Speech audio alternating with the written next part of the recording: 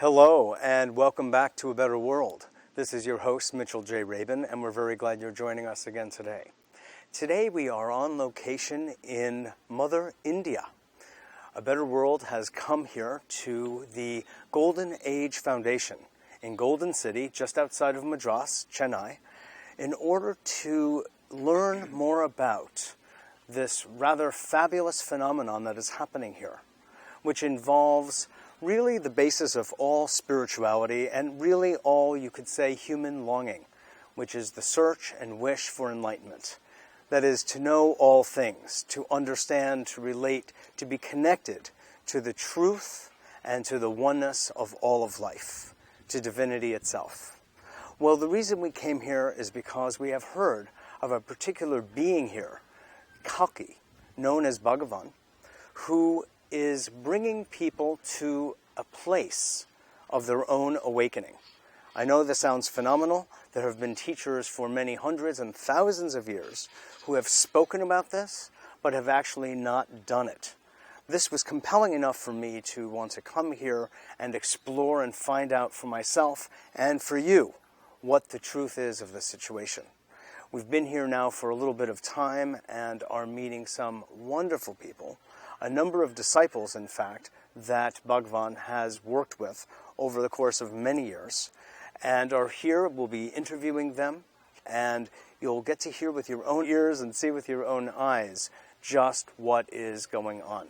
So we're very glad to be here ourselves, and very glad that you'll be having a chance to, back in the United States, see what's going on here in what we think may be one of the largest revolutions that this planet has seen.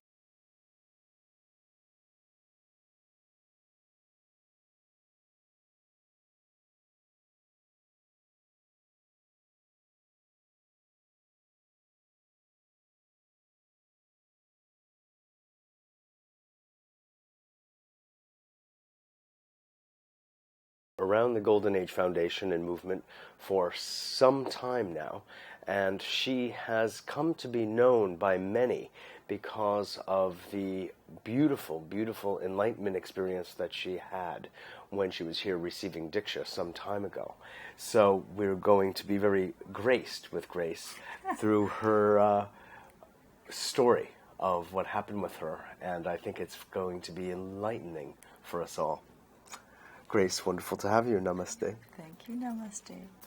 So, what is it first that attracted you to the Golden Age Foundation, and then what happened? Well, I think our story was a little different from most because we had been living in California in 2002 and came to India for an indefinite period, and we were here almost a year, and we've been hearing some things about Kalki and thought, well, perhaps we'll go and see, but it really wasn't looking likely. And they have an experience festival at this campus, this ashram, twice a year. And my husband sent an email.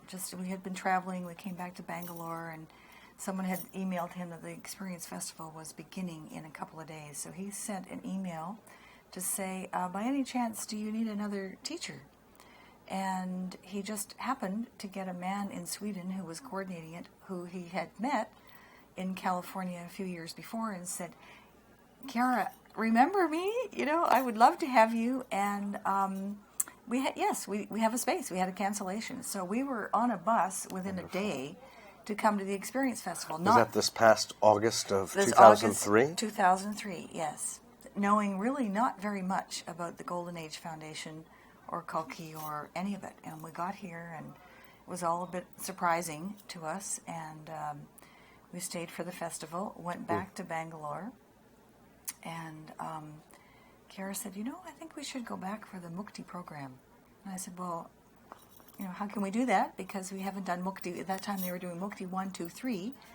And preparatory classes, basically. Classes and things with the body, certain ways of eating for certain periods of time, cleansing, yoga, mantras. So we hadn't done any of this, and he saw someone in one of the dasajis in Bangalore, and she said, "Well, you guys don't need to do that. You've done your own thing. You're far enough along the path. Just come." So we came, and we didn't know we were getting Diksha. We didn't know that anything other than here we were. But everything... You thought you were coming for some process, and coming you weren't. for a program. The Diksha process. Yeah, and we received Diksha one day in Naimam with Amma and Bhagwan, and that was a very powerful experience for me. What happened? Well, we were sitting in a group. They were doing these darshans every 2 hours, beginning at 8 a.m., all day Sunday. They were doing it Sundays at that time.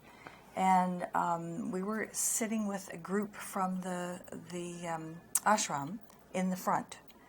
And we saw these two dasas coming along, putting their hands on people's heads. So I was watching very carefully, and I saw one, the way it seemed to be coming through, and I saw another one that seemed to be coming through very powerfully. So I just sent a mental message, and I said, I'm ready. He heard me.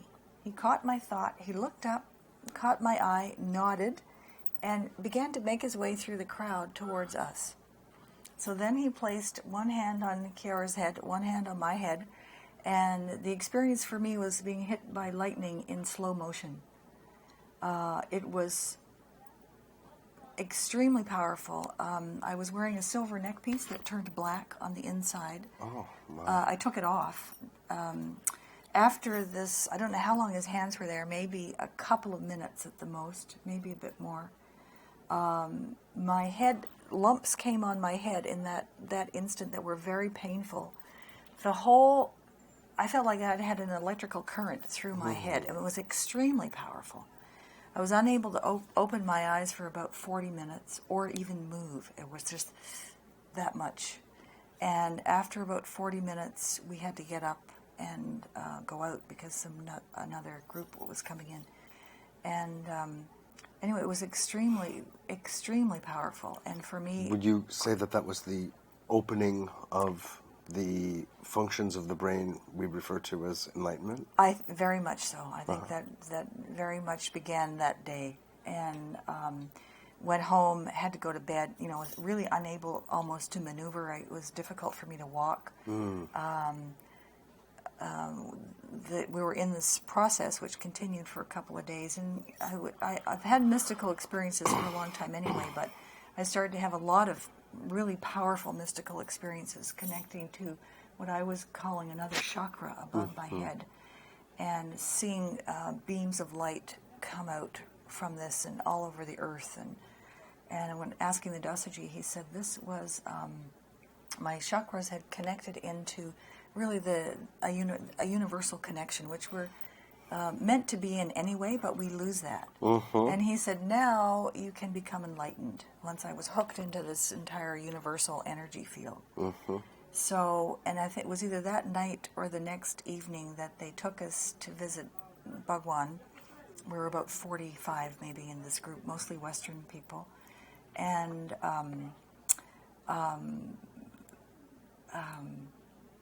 we thought we were just having a darshan. We were having a visit. And we got there, and he said, well, I'm really going to give it to you. And he said, we're going to do something experimental, which we haven't done before with Western people. And we will do Diksha, and you'll receive from several Dasajis. And he talked to us about the process, and he said, I'll put the Dasajis in a state of divine union. And he said they could get a little noisy because they're in such a state of bliss. So not to be frightened, but just close our eyes and they would come around. So sitting there and hearing all of this ecstasy all around us, I thought, what in the world has happened to these people? And so at that point, we were to keep our eyes closed. At this time, they don't do that now. You are allowed to have your eyes open. But so I was kind of peeking out through one eye to see what was happening. And a female Dasaji came to me who was really in a state of ecstasy. And she put her hands on my head. Her whole body was trembling. And I had seen her face, and she was just radiant.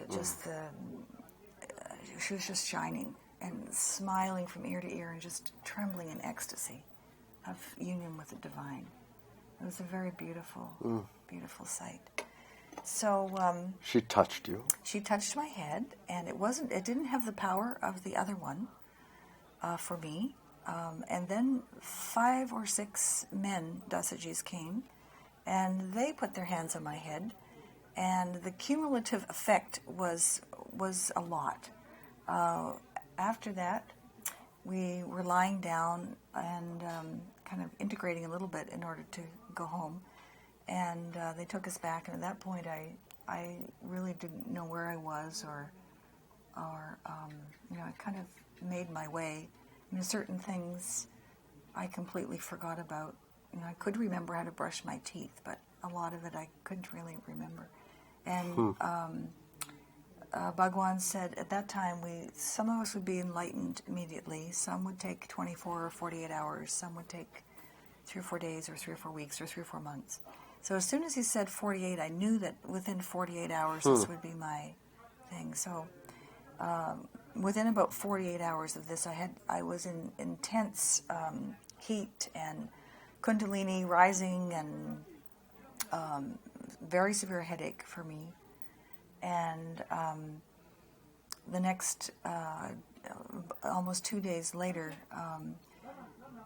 we were lying down doing a meditation in our room, and I could hear this roaring. It was like a freight train was the only thing I could hear. A roaring and a rumbling and a shaking. And I thought, oh, here it comes. And wow. It came just roaring through my body like a freight train. My heart was pounding. My breath was very quick. My body was lifting. The Kundalini is a very powerful energy. I know how people levitate because it lifts you right off the bed. You're absolutely like a little doll in the grip of this force. And I had only one thought was, thank you, Bhagwan. And I saw his face up here in gold smiling at me through the whole thing. And it was a hugely powerful experience. As it came up through my body, came to the heart, I started to feel this ecstasy and a smile from ear to ear that I had absolutely no power to change and then as it came up through and just kind of up through my crown, hit the bliss body, I went into this ecstatic state of laughing and love. And when the laughing finished, which it felt like about an hour and a half, I have no idea how much it was in linear time, I was like a newborn baby. I was pre-verbal. I really didn't have control of my muscles. My hands and legs were going like this, and I was delighted with everything. Yeah. Everything was new and fresh, and I was looking at my husband who, I was so sensitive, if he even went like this to my aura, I would go, ooh! And little babies are so fascinated with noses. I was playing with his nose and laughing in such delight, and I know I've retained that awareness of how babies feel. So from that time, within a couple of hours, I was about 2 years old and was able to go outside and looking at the trees. My husband seemed maybe 10 feet tall, and the trees were huge, and the sky was so blue, and we went to get food, and my motor skills were not very good. I kind of scooped up with a spoon and missed my mouth totally. But this went How long did it take you to regain your motor functions and be able to kind of be functional? The next day, I felt like I was about 4. So I still didn't eat with very good manners, finesse. Shall we say? Yes, finesse. And I had all the delight and the feelings of a 4-year-old, but my only feelings were pure delight. I had no feelings of anything, no fear, no anything other than delight with everything. Do you feel that that's the case now, some time afterwards? I would say for the most part, yes. A number of things have happened, as they do for everyone, that would normally be upsetting. It didn't seem to have much effect.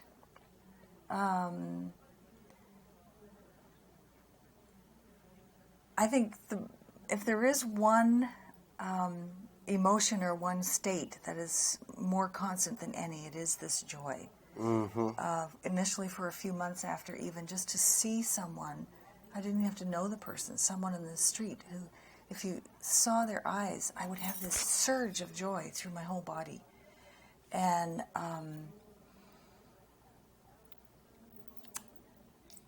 so that's what's remained. That's what's remained. Yeah. Of most of what you've experienced, and still there's more to ripen and develop. Yes, I really feel that. I should say that while this babyhood was happening, there was also a very vast self looking with, shall we say, mature wonder at this baby self. And I can't say that they're separate selves. It was all one, but having different experiences. So since that time, I still feel very young and childlike and playful, and but I also feel much more mature. Sometimes, it's hard to quote ages. Sometimes I feel 1,000 years old, but not old, just ageless. Maybe wise. Wise. 1,000 years worth of wisdom. 1,000 years wise, and 1,000 years happy. Yeah. It's beautiful. And it's a very wonderful experience. Yeah. Sometimes when I'm in a position where people are being, shall we say, in the small self, it seems almost ridiculous to me, because I know that they're making a big fuss about something that is not even real. Much ado about nothing. Exactly, yeah. Right. So, and sometimes it's funny to me, because they believe that this is a true thing, and it's not. Exactly. So you have also come to the elevated state of seeing the absurdity of that setup. Yes. So that's worth a lot in itself. Well, it's really transparent. So. What's happened is that you see that these things you see through them, that it's a transparency that was not available to me before, that I now is my reality. Yes, right. Well, thank you so much for sharing with us, Grace. It's wonderful, and it's been wonderful to also get to know you and Kiara through this process that we've been going through here. Yes. It's been beautiful. It is beautiful. I'm sure it shall continue. I'm sure it will. Okay. Namaste. Namaste.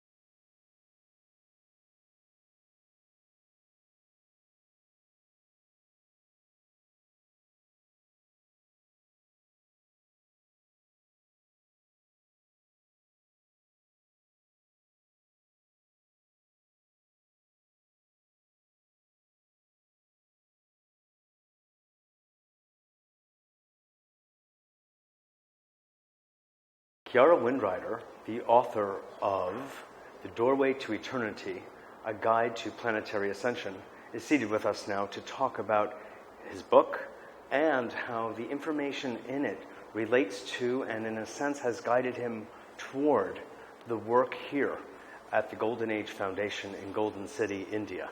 So we remain on location here and now have a chance to speak with Kiara about his work and how he is feeling drawn to this particular place of all the places that he has known and come across in his many years on the path. Kiara, hi. Welcome. Good to have you. Yeah, good to be here, Mitchell. Yeah. This is fun. We've been waiting for this moment, eh? We've been waiting. Yeah, well, we've been waiting for this moment in many, many ways. Exactly.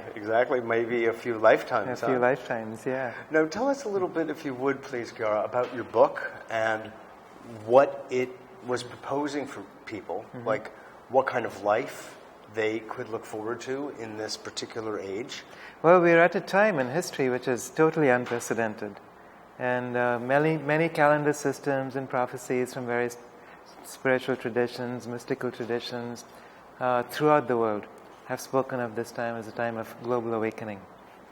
And it's part of the reason I feel so grateful to be here at this time is because here on Earth or here at the here on Golden Earth Age and Foundation? here at the Golden Age Foundation. Again, many levels. Many levels. Yeah.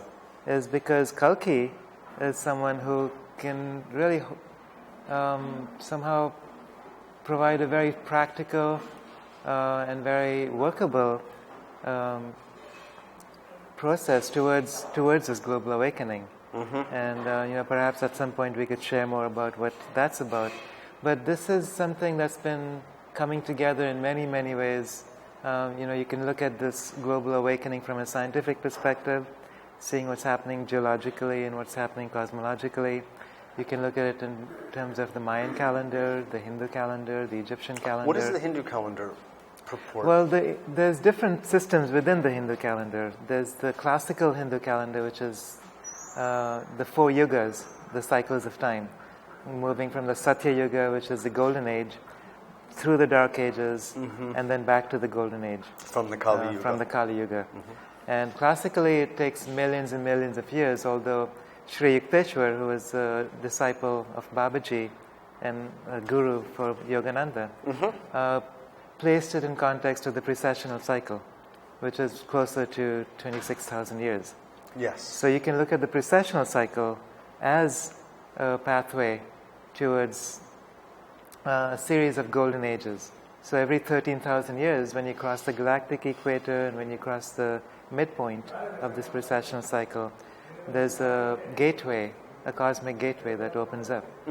And so we're at that point right now. So this is at one of the junctures of the 13,000th Yeah, so it's the movement year from cycle. the Piscean age to the Aquarian age. So that's one indicator. And that should be coinciding with when? Right about the turn of the century. So it's not a specific There's date, but give or take of 50 or 100 years. give or take 100 years or so, because it's always a process of moving into and moving out of. It's never a specific date. But the Mayan calendar does have a specific date. Yes. And they refer to this as the end of time, or the end of linear time. And even in the book of Revelations, there's reference to when the last angel blows his trumpet, time stops. In the twinkling of an eye, that's the end of time. So what does this mean? It's a question that many people have been wondering about and writing about and perhaps dreaming it's about. important, correct, to make the distinction that it doesn't mean the end of life. No. It means the end of time. And it's the end of a certain kind of time. Exactly. It's the way in which we perceive time. It's a left brain perception of time. The linear. Which is that things have to move in a certain direction, Exactly. which means that life only flows forward rather than multifaceted, synchronistically. That's right. That's right. And it has to do with a certain level of consciousness. From an enlightened state of consciousness, time is multidimensional. And so when we speak about the end of linear time, it's another way of saying that we all become enlightened. That's right. That's right. Clocking time, as Clock we time. do, will be completed. Yeah. It won't be a good business to be in after 2012. Well, then everybody is in Indian time. That's right. What you've been trying to tell us all along, right? Now, it's interesting that you mentioned the Mayan calendar as well here, because in this place, the Golden Age Foundation, in the words of Kalki, he speaks of the year 2012 as being the end of this time and the time by which he intends to help and facilitate the enlightenment of some minimum of 60,000 people. Did you have any intimations about that kind of phenomenon, this kind of phenomenon, when you were writing your book? Actually, what I was writing about is exactly the same thing that Kalki is talking about from other traditions. And so to see Kalki speaking about this and actually getting people enlightened was to me a really major confirmation. So my sense is that when an avatar comes in, he rides the wave of the mass consciousness. So he actually, in some senses, we provide the pathway for an avatar to be able to descend, and then the avatar provides the impetus for the mass consciousness to lift to what we've already co-visioned. And so at this time, with Avatar Kalki being here, it's a it's an indication that something that's been in the mass consciousness for millions of years is now finally coming to fruition. The entire archetype of the Messiah that goes back so many thousands of years in the West, and there are equivalents in the East as well, that comes to save the world, so to speak. And of course, what that really means is, I mean, in my view of the Messiah, is a consciousness. Exactly. It's the global awakened consciousness. Yeah. In fact, the morphogenetic facilitated field by, any number of individuals who may have a certain siddhi, in the Indian context, a certain power to bring that about, to help bring that about. Right. A pivot, some leverage. And the thing about having a consciousness, what you might call Kalki consciousness or Christ consciousness or Buddha consciousness, it's all really the same thing, or Krishna consciousness. It's something that empowers us to be fully ourselves. Yes. So we all take our place in this, in our own very unique capacity to be a part of this golden age, to be a part of unifying the morphogenetic field, to, place our own visions into the pot. And have them manifest, because each one of us here now are master souls, and so we've chosen this time to birth ourselves on this planet because we know that it's time for this transformation. And so no matter what it appears to be around us, there's a lot of chaos, a lot of political, environmental devastation. Looks like there's possibilities of earth changes happening. But despite all of that, and perhaps because of all that, that pressure is intensifying the collective kundalini of humanity. And as that intensifies, we are creating the morphogenetic field where mass enlightenment can take place. So there's individual enlightenments that are happening here at the Golden City. And then as more and more people get enlightened, there's this field that's starting to build, and it gets easier for the next person, and the next person, and the next person, until there's a very spontaneous activity. It's like a few sparks lighting up in the forest, and pretty soon there's a wildfire that nobody can stop.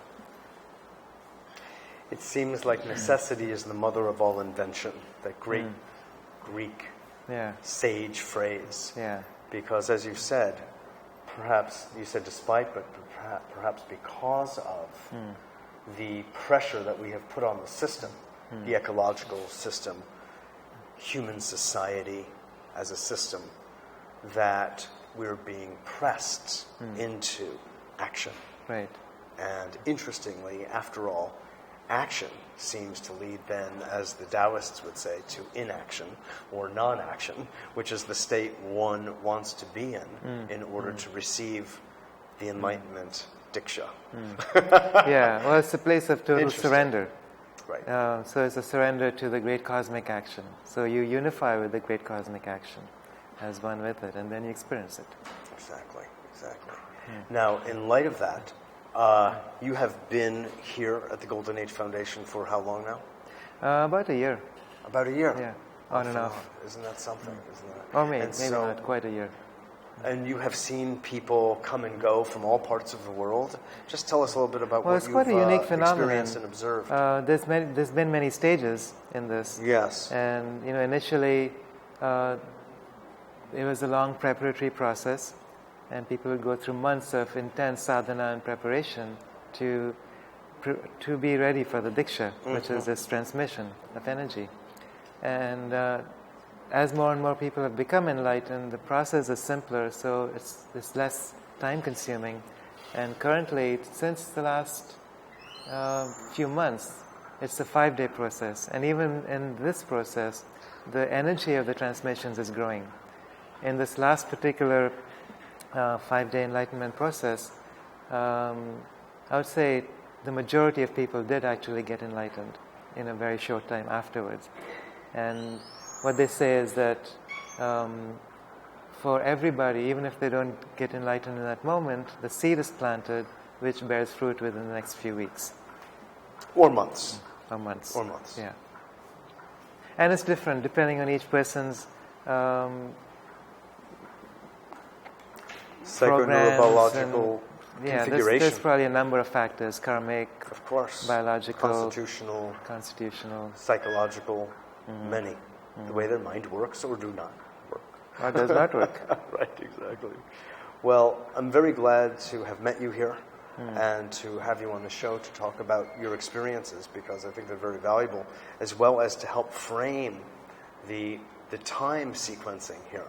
I don't mean just here physically, I mean on the planet, and the cycles that we have gone through and are coming to a head, to consummation. Yeah, there's a lot more I could say about the cycles themselves, but it's just important to know that there's a divine force at play. Yes. That the cycles, there's human cycles, there's linear cycles, but behind all of that, there's a cosmic cycle, and the time is here. So there's nothing that can be done to stop this process right now.